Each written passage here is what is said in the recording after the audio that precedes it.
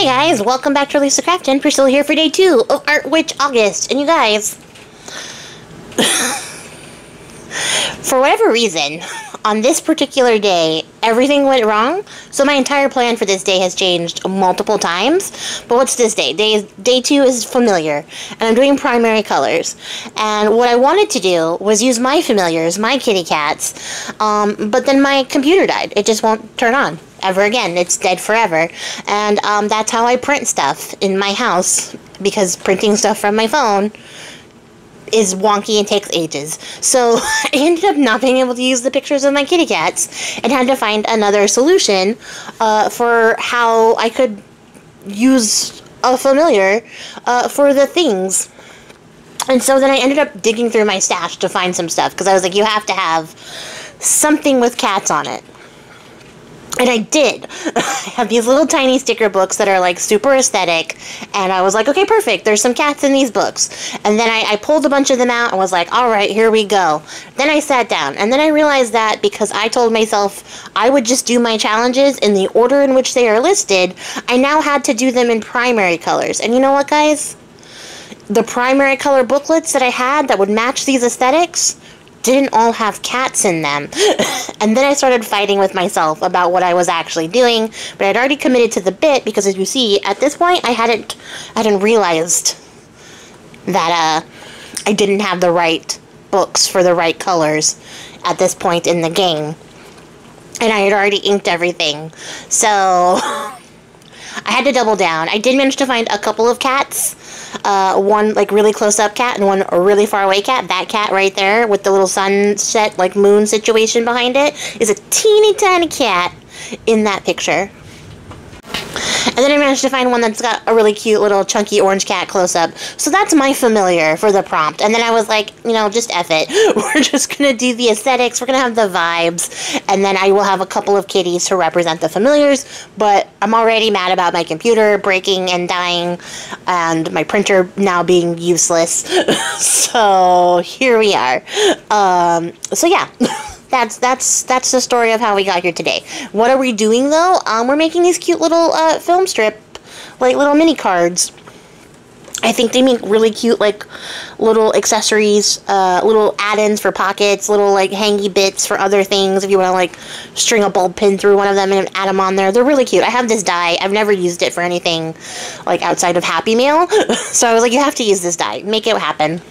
So here we are. And outside of the fact that, like, everything that could go wrong did go wrong, this was actually a fairly easy process. It was just very time consuming, but definitely worth it, because I love how these came out. I love that they're like little snapshots of like aesthetic in the particular colors that I chose, which are the primary colors, which is red, blue, and yellow.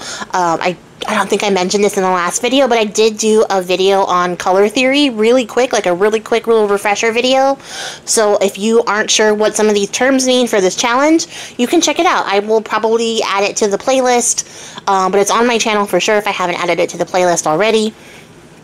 And you can get a little refresher on what these terms mean and why we're using them and why I'm making the color choices that I am making. That's there. And then, yeah. The colors I'm using are primary colors, which is sort of a weird, like, thing to isolate and use on its own. Like, once I started doing this, I was like, what a weird thing. I would never have picked these colors myself if I was going to go just do this project without, like, the challenge. I wouldn't have picked red, yellow, or blue to do these things. But I really like how they came out. I really love the pops of color. I like that there's, like, a different vibe for each one of them, even though they're relatively very similar. And all it took was adding in these little tiny stickers for my images, and then cutting down some acetate to fit, and making these cute little film strips. There's not really that much to talk about except for all the strifes and the struggles that went into making this. It didn't make me very discouraged, I will say that. I managed to bounce back as I started going and being like, alright, we found some stuff. And since I don't think I'm doing a very good job explaining when I'm done here, very quickly, I cut these out of just regular cardstock, so I cut them out of white cardstock, and then went over with some Distress Oxide, inked them up, and then used my spray to activate it just to add some texture to the background. I really wasn't like trying to do anything substantial because they're all just a single color, but the little speckly bits do break up the color a little bit and add a little bit of like texture. I don't have a better word for that. Like visual texture to the little photo slides, I guess. It's just a single film strip. I don't know what those are called. I have to look that up.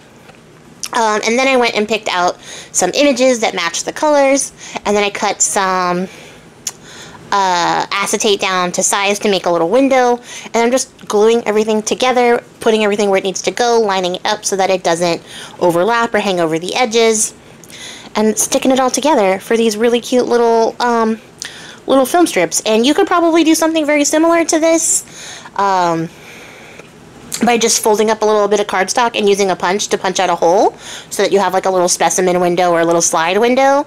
And I mean, if you wanted to, you could maybe get a different punch and punch out little notches on the side like a film strip. That sounds crazy to me. That's so much punching.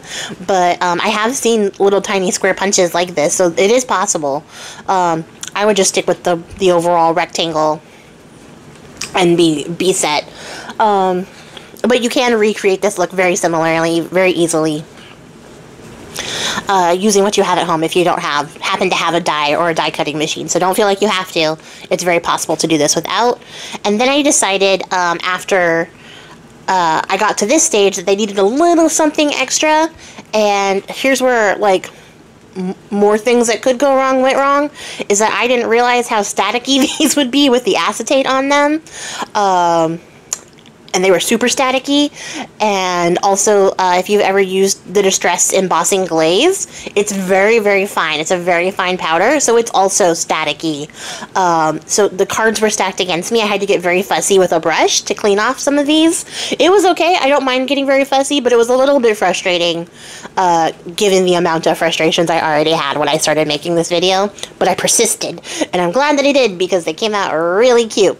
But I decided to just add a little bit of like text to these to give them a little something extra, a little extra spice, and dress them up a bit.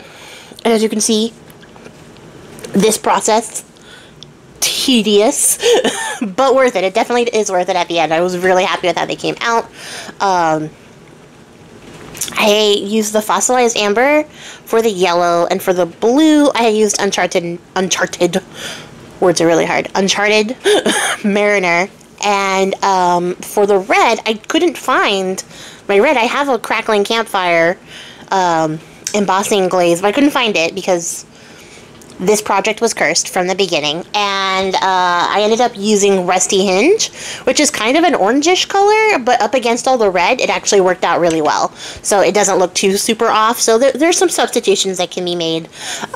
You could achieve the same thing if you don't have a bunch of embossing powders or aren't comfortable embossing on top of acetate, which I can tell you right now is a little bit tricky. You could achieve the same thing with a permanent marker or a permanent ink stamped out over the top. You would need like a StazOn to get it to stay on acetate, but otherwise, you know, you could achieve a very similar effect without the same stuff. I'm trying to think of things or alternatives for you guys as I do this series, because I have collected a lot of art supplies over my years and years doing art that some people might not have access to, especially if they've just started out. So I don't want you to feel like you have to have all this stuff. There are alternatives to achieve a very similar, if not equal to, look. I will say a couple of tips if you are going to heat emboss on top of acetate, is that you have to be very quick, so that you need to make sure that your tool is already very hot before you start. And you have to work in like sort of short passes, because if you linger too long, you will not only warp your acetate, you will melt it. And you don't want to breathe in a bunch of melting plastic fumes. That's not cool. So if you're going to emulate this or do something very similar, just make sure that your heat tool is very heated. that you work in quick little passes, and you don't linger on one area for too long. And you kind of have to play with it a little bit to see how close or far away you can get, because it does work if you get far away and come up to it, but then you have to stay on it longer if you're farther away. I find it easier to come up really close really quickly and just sort of keep your heat tool moving so that you don't warp your plastic. And I will say, if you do a little bit of warping for the acetate, it's okay. Like, don't panic, because while it's warm, you can kind of flatten it back out a little bit, and you can see, like, right there, that's what I'm doing, is just going back over, making sure that, like, everything is sort of flat and cooled off and fine, and wiping away the extra Versamark ink that also got on top of the slides as I was stamping everything out. And then there it is. There you have it, guys. Come back tomorrow for day 3 of Art Witch August, and I will catch you guys next time. Appreciate your faces. Bye! Also, happy crafting!